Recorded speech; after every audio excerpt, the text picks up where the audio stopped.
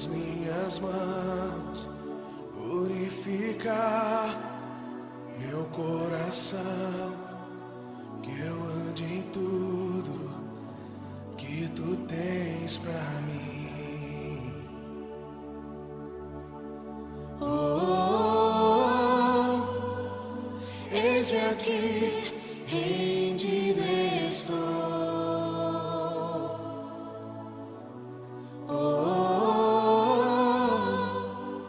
Eu sou teu e tu és meu.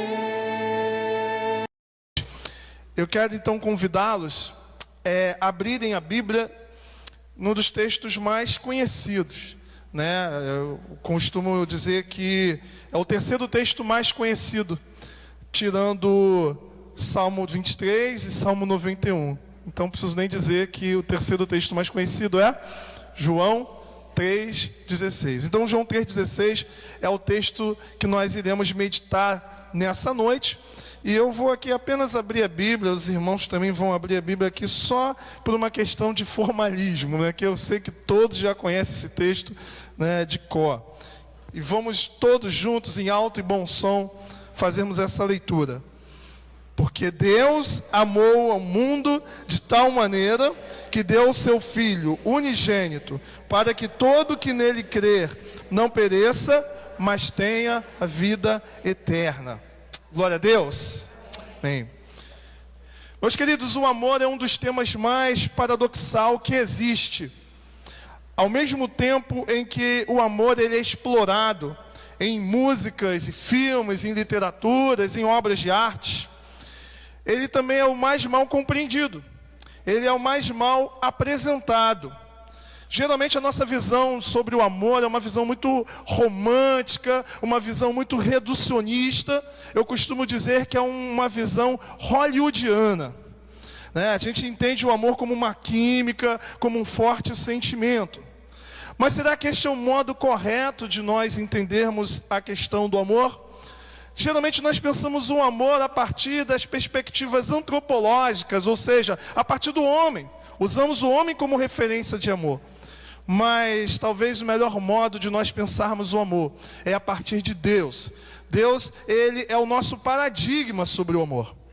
E esse texto que nós acabamos de ler é um texto muito interessante que me faz lembrar de uma outra passagem bíblica escrita pelo mesmo autor do quarto evangelho, que é a primeira epístola de João, capítulo 4, verso 8, em que diz que Deus é amor.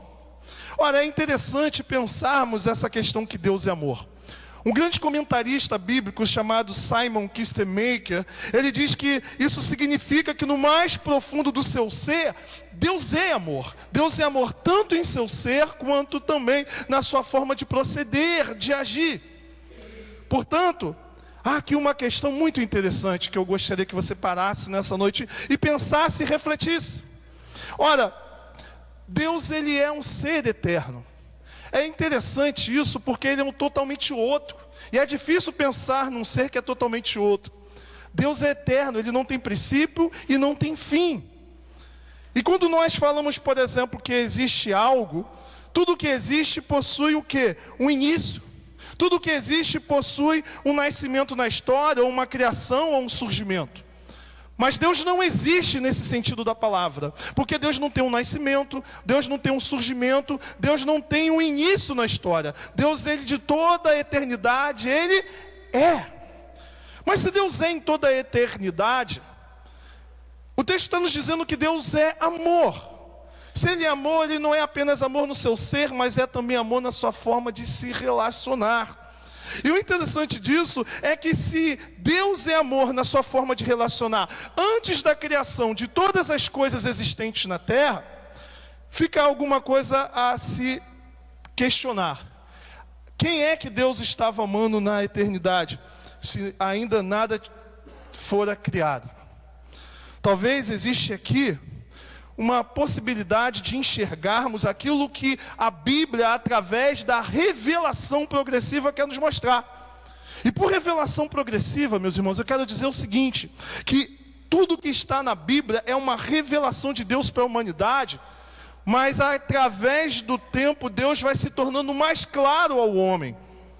E aí nós podemos encontrar, por exemplo, nas páginas do Antigo Testamento, algumas informações que nos revelam que há uma pluralidade de pessoas no ser de Deus. A essa visão, a teologia cristã chama de doutrina da Santíssima Trindade. A gente não vai encontrar a palavra Trindade na Bíblia, mas nós vamos encontrar textos que afirmam que há uma pluralidade de pessoas em Deus. Um grande teólogo chamado Tertuliano, ele diz exatamente que Deus, ele existe em 3 pessoas. Através do estudo dirigido da palavra de Deus, Tertuliano, que viveu no 2º, 3º século, ele afirma essa realidade.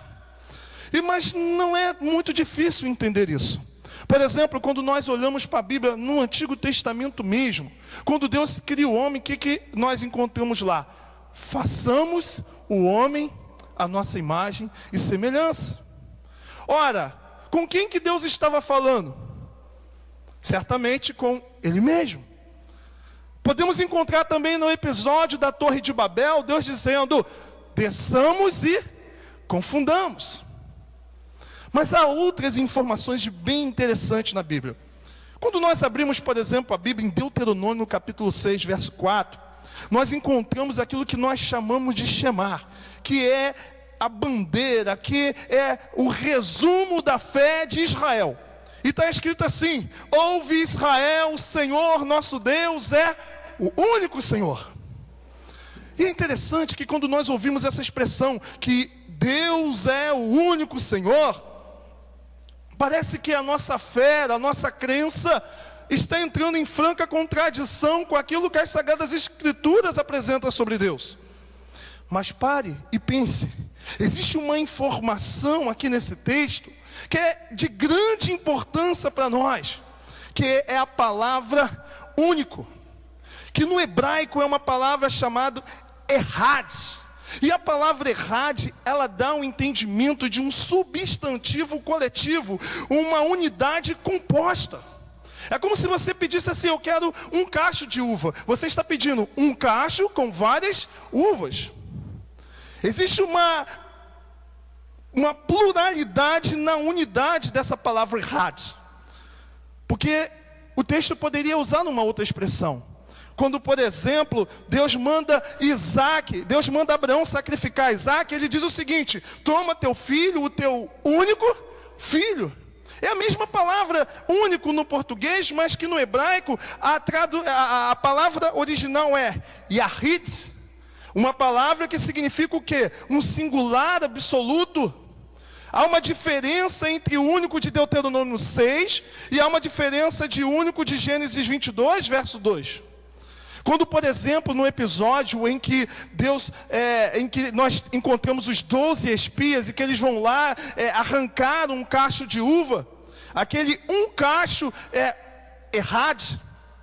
E esse Errad é o quê? É um cacho com várias uvas. Quando Deus, por exemplo, cria o Adão, cria Eva, Deus diz o seguinte: olha, deixará o seu pai e sua mãe, e ambos se tornarão uma só carne. É a palavra Errad, ou seja, uma carne composta de 2 pessoas. O que a Bíblia quer nos mostrar com isso? Quer nos mostrar que no próprio Antigo Testamento já há uma informação de que existe uma pluralidade de pessoas no ser de Deus. Porque se Deus ele é eterno, se antes da criação de todas as coisas Deus é amor, e aquele que ama alguma coisa ou ama alguém, a quem é que Deus estava demonstrando seu amor? A Ele mesmo. O que então nós podemos entender com isso é que na própria pessoa, no ser de Deus, há uma pluralidade de pessoas. Isso fica muito claro no Novo Testamento. Um teólogo chamado Leonardo Boff, ele vai dizer o seguinte: a fé cristã não nega a afirmação que só existe um Deus, mas compreende de forma diferente a unidade de Deus. Pela revelação do Novo Testamento, o que de fato existe é o Pai, o Filho e o Espírito Santo. Deus é uma trindade. O Pai, o Filho e o Espírito Santo se amam de tal forma e estão interpenetrados entre si de tal maneira que estão sempre unidos. O que eu quero dizer com isso, meus queridos irmãos, é que Deus é uma família. Antes de Deus criar você, antes de Deus me criar, Deus ele era uma pluralidade de pessoas e já havia um amor no ser de Deus. De modo que o Pai ama o Filho ama o Pai ama o Espírito ama o Pai. Deus ele não precisava criar você para se relacionar. Certa feita, num debate na televisão, um teólogo, um pastor, disse assim para mim: Deus tem necessidade de criar o homem, porque sem o homem, Deus ficaria solitário. Eu quero dizer que Deus não te criou porque sofria de depressão e de solidão, porque Deus é uma pluralidade. Deus ele já se amava, Deus era amor em si mesmo. Ele não te criou como uma necessidade de relacionamento, porque já havia um relacionamento intratrinitariano, ou seja, no próprio ser de Deus. Mas a grande questão, a grande maravilha é que quando Deus desejou amar para fora de si, Ele extrapolou esse amor, Ele me criou, Ele te criou, Ele nos criou. Portanto, nós podemos dizer que nós somos frutos desse amor transbordante de Deus. Como um vulcão em erupção, esse Deus que é uma família de amor, quando Ele decidiu extrapolar esse amor, quando Ele decidiu pô-lo para fora, Ele criou a humanidade. Glória a Deus, isso é maravilhoso, irmãos. O grande pregador, teólogo Ariovaldo Ramos, ele diz o seguinte: Deus é uma família, Pai, Filho e Espírito Santo, e ao criar ao homem a sua imagem e semelhança, Ele criou uma outra família. Deus é comunhão, ao criar o homem a sua imagem e semelhança, Ele criou outra comunhão. Deus é uma unidade, ao criar o homem a sua imagem e semelhança, Ele criou uma outra unidade. Mas nota, nós somos frutos da criação de Deus e desse amor. Nós fomos criados para viver a dimensão do amor de Deus. O grande problema é que o homem decidiu viver fora desse amor. O grande problema é que o homem decidiu não viver o plano que Deus tinha para a vida dele. Eu fui criado por um Deus de amor para viver em amor. E qual é o problema disso? É que o homem, ele achou que poderia viver uma vida feliz distante do Criador. Todos nós, eu e você, estávamos representados na pessoa de Adão. E quando Adão fez a escolha de viver uma vida distante de Deus, eu e você também fizemos essa escolha. Só que esse texto que nós acabamos de ler, ele é maravilhoso, meus irmãos. Porque esse texto nos mostra que mesmo o homem tendo feito uma decisão de viver distante de um Deus que é amor, esse Deus veio ao nosso encontro. E aqui há uma coisa muito interessante, porque em qualquer religião que você estudar ou resolver analisar, toda religião, no sentido da palavra que é religação, de acordo com Agostinho de Hipona, um grande teólogo do 5º, 4º século, a ideia de religião é a ideia do homem que vai em busca de Deus. Mas no cristianismo bíblico, não é o homem que vai em busca de Deus. É Deus que vem em busca do homem. E isso é tão maravilhoso, meu irmão, que nós podemos encontrar nesse texto a seguinte verdade: que Deus amou a humanidade. Que humanidade é essa? Ele não amou apenas os judeus, que eram seu povo da antiga aliança, mas amou homens de vários povos, gentios, independente de ser negro, de ser branco, de ser homem ou mulher. Deus manifestou esse amor pela humanidade, vindo ao nosso encontro na pessoa bendita de Jesus.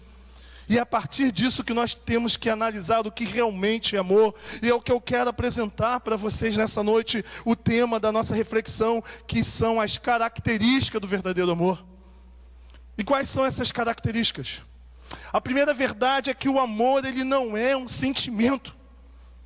O amor não é um sentimento, o amor é uma ação.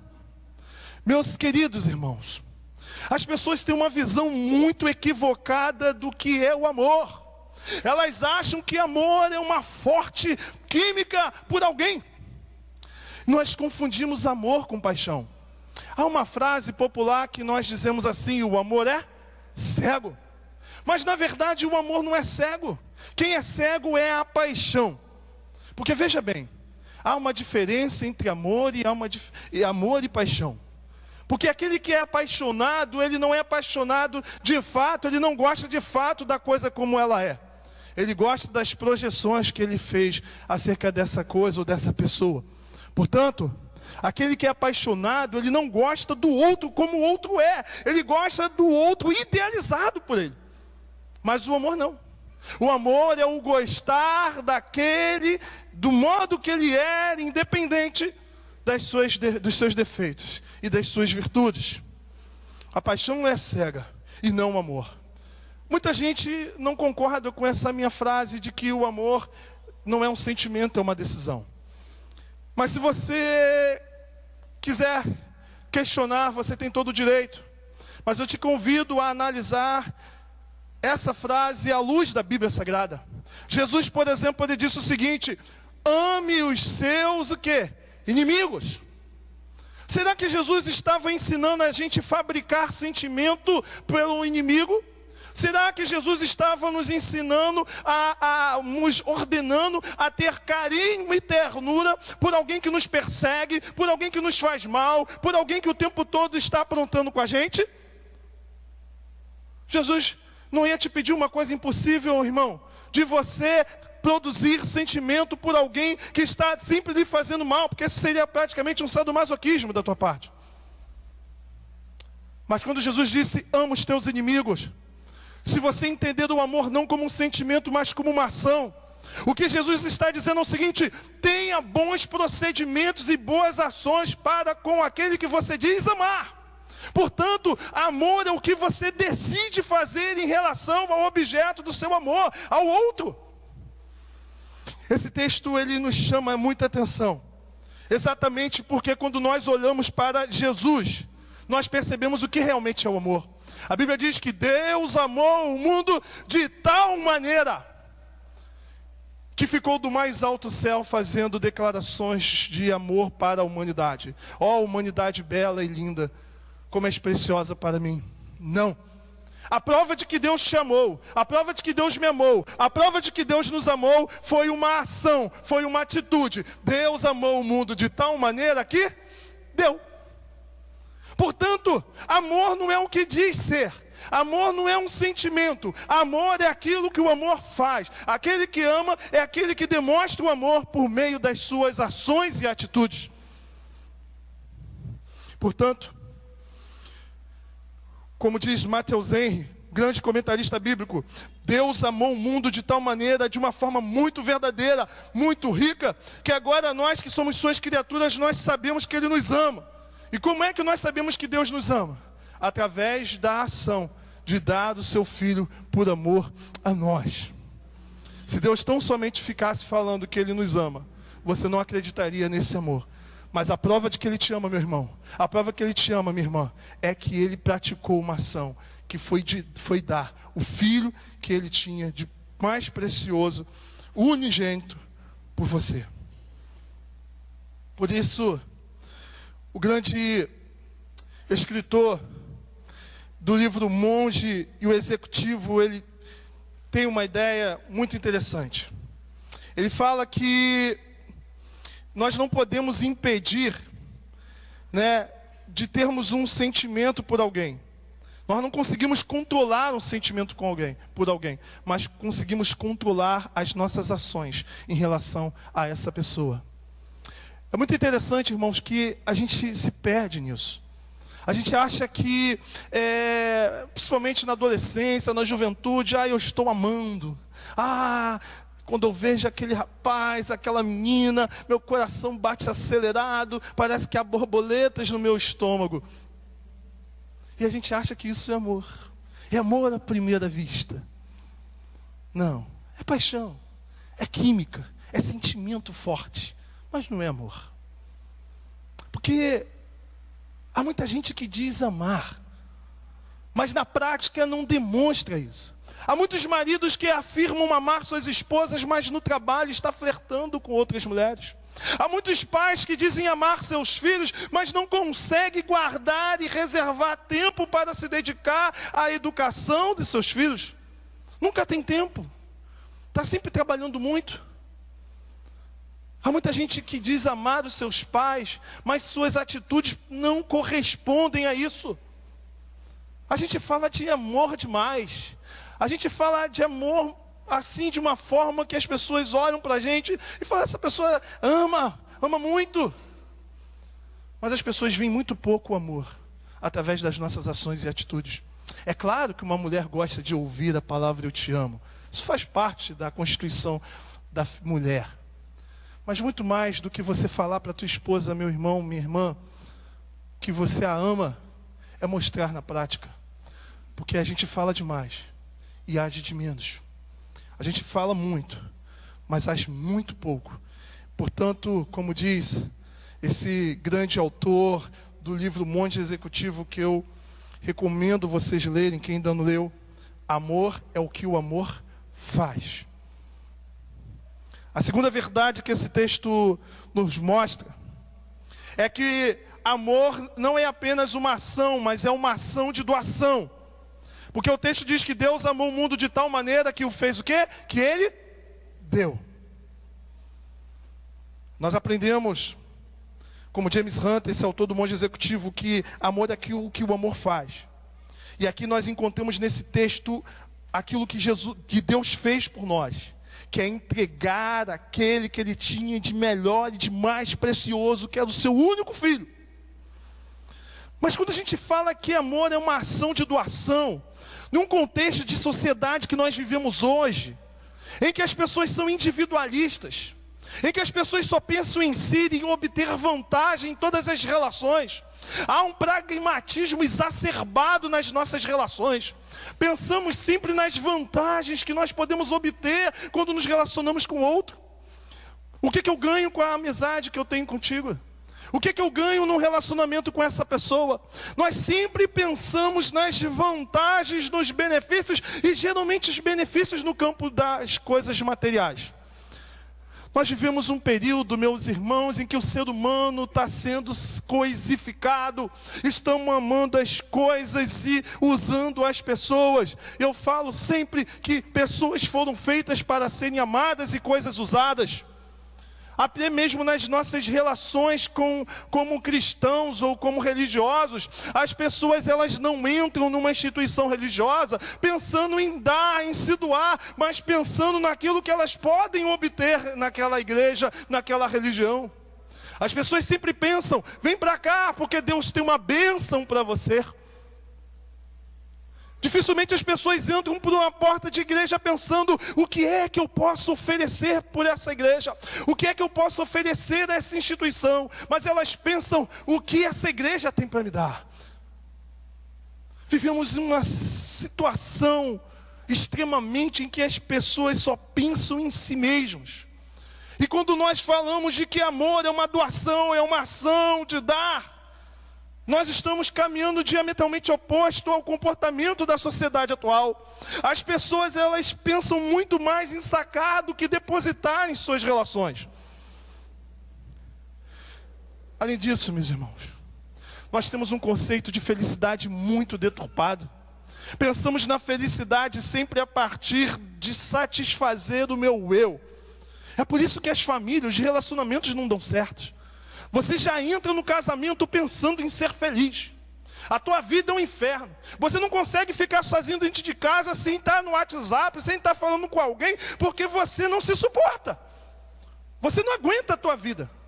Por isso que o tempo todo tem que estar falando com alguém, tem que estar mexendo, tem que estar andando, tem que estar se comunicando. Você é um infeliz. E para ser feliz, você deposita no outro a necessidade que ele lhe faça feliz. E aí você, muitas das vezes, vai para um relacionamento pensando, o que é que esse outro pode fazer por mim? Se você não se faz feliz, meu irmão, ninguém vai te fazer feliz. E outra, quando nós nos casamos, temos que pensar o que nós podemos oferecer ao outro. O que nós podemos dar ao outro. Se você não tem felicidade, você não poderá dar. Você vai dar o que você tem. Amargura, ciúme, incertezas. Pensa, irmão. Quando eu era criança, eu pensava da seguinte maneira: o dia que eu tiver um videogame, eu vou ser feliz, eu quero um videogame. E eu não vou aqui, né? Vou acabar me caguetando. Na minha época era o Atari. Os mais jovens não sabem nem o que é isso, Atari. O que é isso? Você está velho, meu amigo. Pastor é da época do Odyssey, né, pastor? Que era aqueles palitinhos assim, não era nem boneca, era palitinho. E aí, meus irmãos, eu era criança e naquela época era diferente. Hoje em dia na escola eu estou dando aula, aí aquele aluno rebelde, aí te chama o responsável, ele vai lá, aí você fala da realidade do aluno, ele... é esse mesmo, não aguento mais o meu filho, que não sei o que lá. No dia seguinte tu vê a criança lá com um celular bonitão, de última geração. Você não entende, a criança rebelde não quer nada, o pai vai lá e dá um celular novo, né? A visão hoje é o seguinte, eu vou dar para ver se ele melhora. Na minha época era diferente, você quer, meu amigo, você vai ter que conquistar. Tem que estudar muito. Aí no final do ano, se você me apresentar boas notas, você vai receber. Era uma relação bem, né? Toma lá e dá cá. E a gente passava o ano todo ali, ó. E a grande questão é que a gente fica naquela ansiedade, eu quero videogame. Aí você vai lá e ganha. Não ganhou o Atari, ganhou o CCE. Mas aí você fica naquela, e joga pra cá, joga pra lá, e Enduro, River Raid. Lembra lá, a galera mais antiga? Aí daqui a pouco você vai lá e enjoa, meu amigo, enjoa. Aí você fica, não, eu quero bicicleta agora, quero andar, e pá. Aí daqui a pouco ganha bicicleta e vai, anda pra cima, pra baixo, rala joelho, cai de cabeça e tal. Daqui a pouco, enjoa. Aí fica lá. Aí vai ficando mais adolescente. Eu quero namorado, quero uma namorada. Ah, vou ser feliz quando tiver aquele Gabrielzinho, fulaninha, ciclaninha. Aí tu fica lá, namoradinho do colégio. Aí tu acha que vai ser feliz quando começar a namorar aquela menina. Eu era sempre infeliz, né? Era feio que só dói, que dói. Ninguém demorou a ser feliz nesse sentido. E aí você fica naquela coisa, aí vai namorar, e daqui a pouco você consegue namorar, aí acha, daqui a pouco vê que não é nada disso. Aí tem gente que continua tentando, né? Troca de namorado para ver se vai sendo feliz e tal. Aí daqui a pouco você acha que não, é o emprego público. Quando eu passar no emprego público, eu vou ser a pessoa mais feliz do mundo, e que não sei o quê. Aí passa. É casar, tem que casar, que não sei o quê. Tem que ter filhos. E a vida vai sim, a gente sempre vai colocando felicidade como algo que está além, está no futuro. Esquecemos que é uma forma como nós vivemos e caminhamos. A gente atribui às coisas e pessoas a capacidade de fazer aquilo que não pode fazer por nós. Colocamos infinitude nas coisas que são infinitas. Depositamos em pessoas, em coisas, a capacidade de atender a demanda do nosso coração, da nossa alma, enquanto o próprio Agostinho de Hipona vai dizer o seguinte: tu nos criastes para ti, Senhor, e a nossa alma só vai encontrar descanso quando te encontrares. Na verdade, nós precisamos entender o seguinte, meu irmão: se você não é feliz, nada vai fazer você feliz. Não vai ser um casamento, não vai ser uma mulher bonita, não vai ser um homem bonito, não vai ser dinheiro, não vai ser saúde, nada vai te fazer feliz, porque sempre vai haver algo a mais para você conquistar. Eu não estou dizendo que conquistar, ter sonhos e projetos sejam coisas ruins, porque o pecado não é isso. O pecado é achar que coisas, pessoas, instituições podem trazer satisfação à demanda da tua alma. Porque o dia que você não tiver isso, você vai viver infeliz. Você vai sempre achar que a felicidade está no futuro. Vai sempre acreditar que o outro tem que trazer para você aquilo que você mesmo não consegue, que é ser feliz. Achar que o outro é capaz de lhe fazer feliz. Quando no fundo, você vai transformar a vida do outro no inferno, porque você está colocando um jugo pesado demais sobre o outro. Mas quando você está bem resolvido, e eu falo para os solteiros, quando você está bem resolvido, meu amigo, você está preparado para um bom relacionamento. Mas enquanto o teu coração está muito ansioso por isso, você está preparado para transformar a vida do outro no inferno. Porque você não consegue se fazer feliz, que dirá o outro. Portanto, quando eu penso em relacionamento, quando eu penso em vida, eu penso no amor a partir de Cristo. de Deus. Deus me amou de tal maneira que Ele me deu. Ele ofereceu o Filho dele. E nota uma coisa, Ele deu o que Ele tinha de melhor. Simplesmente isso. O que esse texto me ensina é que uma das características do amor é dar aquilo que nós temos de melhor. Por isso, no teu casamento, na tua relação com teus filhos, na tua relação de trabalho, na tua relação com a tua comunidade, você precisa oferecer o teu melhor. A melhor versão da tua vida tem que ser oferecida para a tua esposa. A melhor versão da tua vida tem que ser oferecida para o teu marido. A melhor versão da tua vida tem que ser oferecida para os teus filhos. Faça o melhor. É só pensar, meus irmãos. Há uma questão muito interessante de uma diretora de um local onde eu trabalhava, que ela disse o seguinte: ela disse que estava fazendo a dissertação dela de mestrado e ela escreveu para o orientador dela: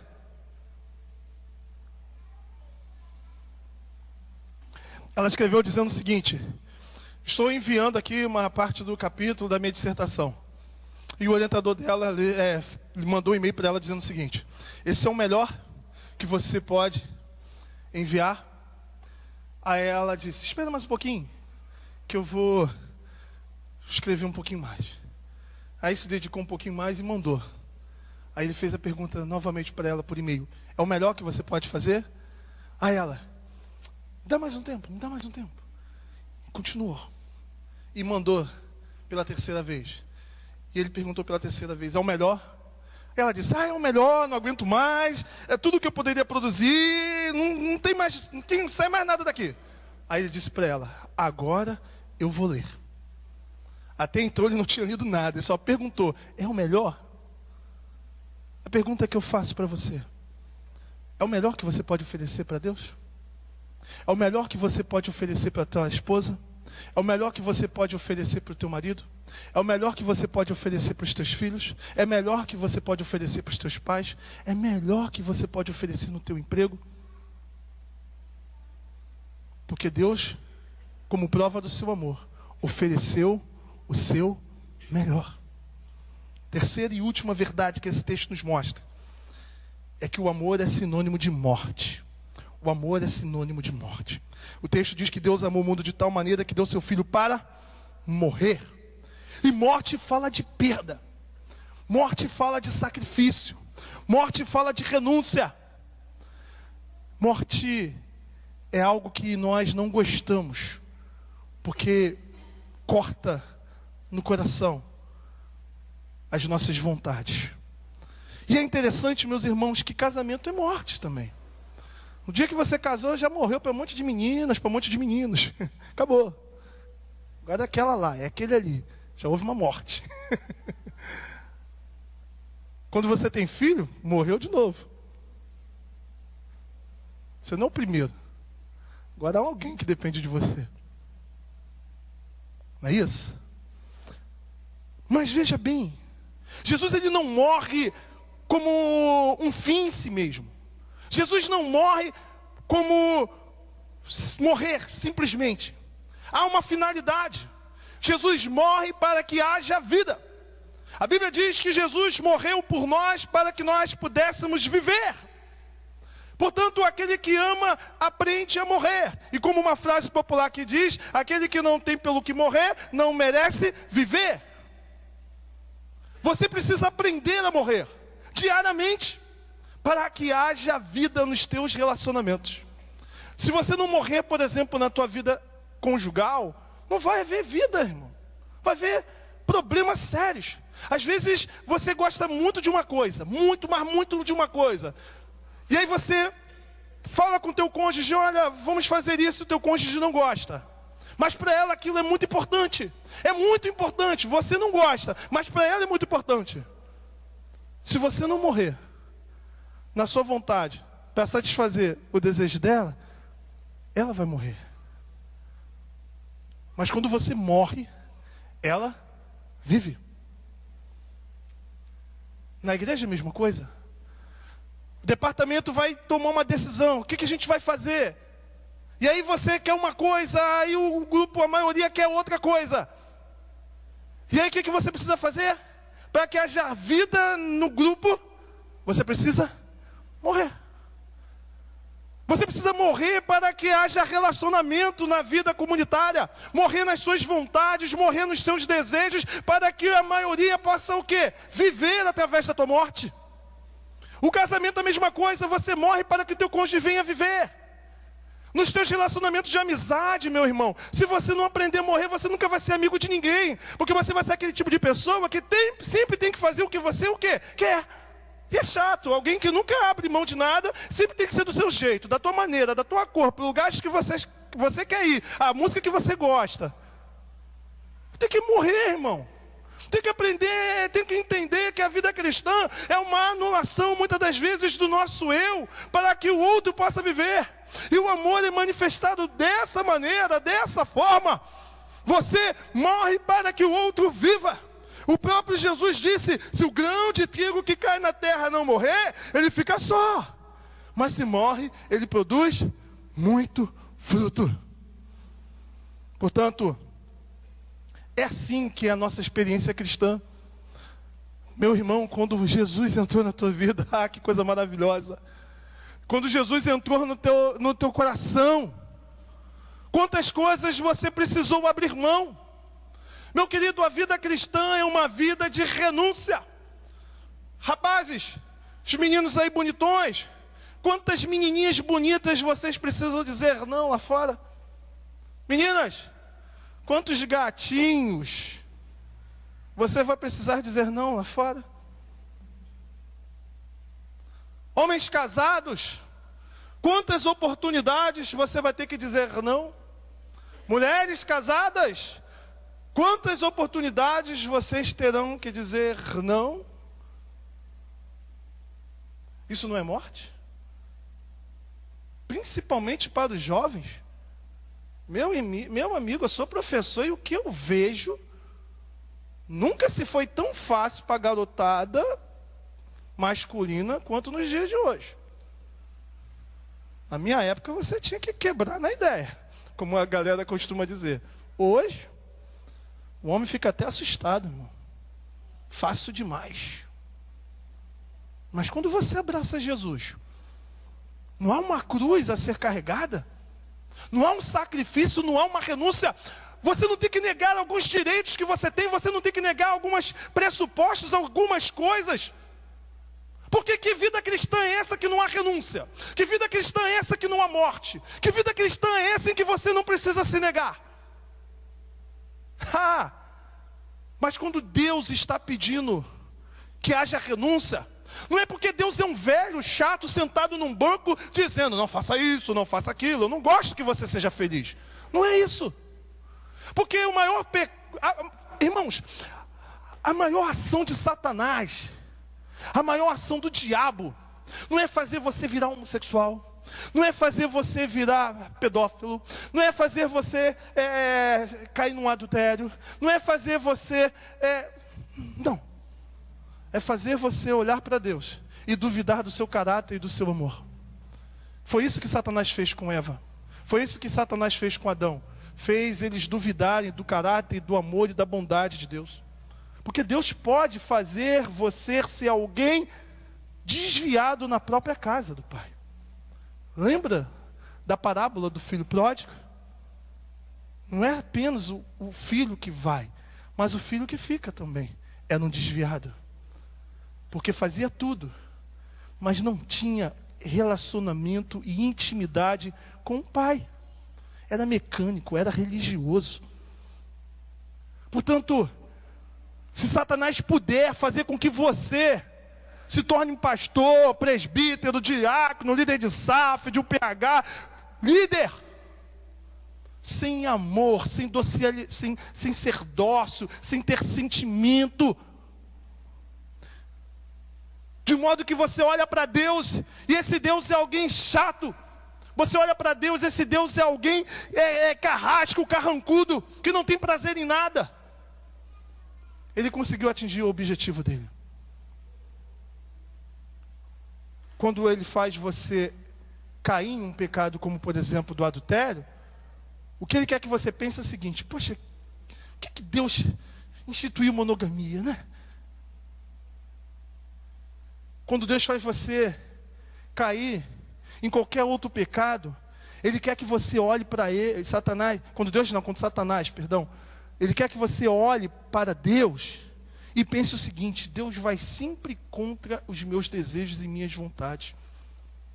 Mas o que a Bíblia quer nos mostrar é o seguinte, que quando Deus nos ensina o caminho da cruz e da morte, é porque Ele tem algo melhor e superior para a tua vida.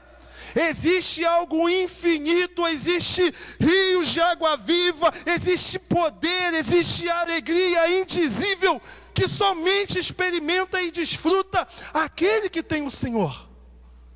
Meus irmãos e minhas irmãs, você que é cristão e já passou por tribulações e por situações tão complicadas na vida, momentos de dores, de angústias profundas, em dado momento você experimentou o Espírito Santo trazendo consolo num momento tão terrível da tua vida, em que aos olhos humanos ninguém poderia olhar para você e dizer como essa pessoa está de pé, mas o Senhor veio até ti e trouxe paz e tranquilidade à tua alma, ao teu ser. Como eu já compartilhei aqui com vocês, de alguém, de uma criança que nasceu com uma enfermidade, e passamos dias, semanas orando por ela, e ela veio a óbito. Quando nós paramos para nos reunir e orar, chorosos, tristes, deu nada. De repente, como Atos capítulo 2, o Espírito Santo veio sobre aquele lugar, meu irmão, e sentimos paz, a alegria diante da morte e da dor. O mundo não tem isso. O mundo não conhece isso. Você pode querer experimentar, meus queridos irmãos, os prazeres dessa terra, dessa vida, mas no final das contas, da realidade, você será alguém sozinho e solitário. Muitos homens largam a família para viver uma aventura, mas na hora que o negócio fica, né, quando a gente costuma dizer, o bicho pega, não tem ninguém das parceiras ali para poder trazer consolo, trazer segurança, paz que uma família pode dar. Às vezes a gente reclama da nossa família, mas muitos não têm nenhuma família para que naquele momento em que o teto desaba, o chão abre, tenha um porto seguro para poder chorar e se reerguer. Não conta com a presença de Deus, do Espírito Santo. Mas muito mais do que isso, hoje nós experimentamos essas gotas da manifestação da glória de Deus. Mas o que Deus tem para nós haverá de se manifestar de forma plena quando a trombeta tocar, o céu se abrir e nós que perseverarmos até o fim, olharmos para o nosso Senhor e desfrutarmos da doce presença plena daquele que sempre nos ensinou: seja firme, que dar-te-ei a coroa da vida. Meu irmão, quando o negócio ficar feio para o teu lado, fecha teus olhos e pense: outros viveram coisas piores e suportaram, venceram, e hoje desfrutam da glória do Senhor. Portanto, nós morremos porque Deus tem algo melhor e maior do que aquilo que o nosso coração, que as nossas expectativas, que o mundo tem a nos dar e oferecer. E eu finalizo isso aqui contando uma ilustração bem interessante que eu já contei aqui. Como nós sabemos de fato que nós amamos. Padre Fábio de Mello, em um vídeo que está disponível no YouTube, ele conta que haverá um momento na tua vida, se Deus assim permitir, que você vai ser sempre dependente de alguém. Você vai sempre depender. Deixa eu abrir um parênteses aqui. Há uma estatística hoje que mostra claramente que muitos avós sustentam a casa. E há muitos netos que só aparecem na casa, próximo do pagamento dos avós, dos avós. Durante o restante do mês fica lá, abandonado. É interessante, irmão, porque a pergunta é: o dia que você se tornar inútil, inútil mesmo, não ter o que oferecer para o outro, nem dinheiro, nem benefício algum, nem tomar conta do teu filho, da tua filha, enfim, se tornar inútil. Essa pessoa que diz que te ama, será que ela vai permanecer ao teu lado? Quando eu vi esse vídeo eu fiquei chocado, porque é um fato. E ele brinca dizendo, vai ter um dia que vão dizer assim para você: me coloca no sol, por favor. E aí ele diz, é muito importante também dizer, me tira do sol. Quando chegar aquele dia, irmãos, e pode acreditar que nem sempre esse dia precisa ser através de uma idade. Pode acontecer algo contigo e você se tornar inválido. Mesmo jovem. Aquela pessoa que diz que te ama, ela vai continuar ao teu lado? Ela vai permanecer junto de você? Porque a gente não consegue saber se a pessoa nos ama ou se ama as coisas que nós temos a oferecer. As coisas que nós fazemos. Mas se chegar esse dia e aquela pessoa que diz que te ama, seja filho, esposa, marido, continuar ao teu lado, você vai ter a certeza que ela te ama, não pela utilidade que você tem, mas pelo significado que você tem para ela. Portanto, o amor é o que o amor faz, não é o que se fala, não é o que se sente, é o que faz. E o texto nos mostrou que a prova do verdadeiro amor nós podemos encontrar em Deus. Ele teve uma ação de doação, e o amor como sinônimo de morte. Uma morte não como um fim em si mesmo, mas para que o outro possa viver. Nessa noite, meu querido irmão, fica essa pergunta: você ama de fato? Aquele que você diz amar, você ama de fato? Amor não é sentimento, é ação. Portanto, adolescente, jovem, não se engane com o teu coração. Não se engane. Na escolha de alguém que você vai escolher para a tua vida, não deixa o coração falar mais forte do que a razão revelada pela palavra. Porque sentimento, tem dia que você gosta, tem dia que você não está gostando. E no entanto, você vai dizer assim: hoje eu não estou amando minha esposa. Hoje eu acordei mal-humorado, não consigo nem olhar para o espelho.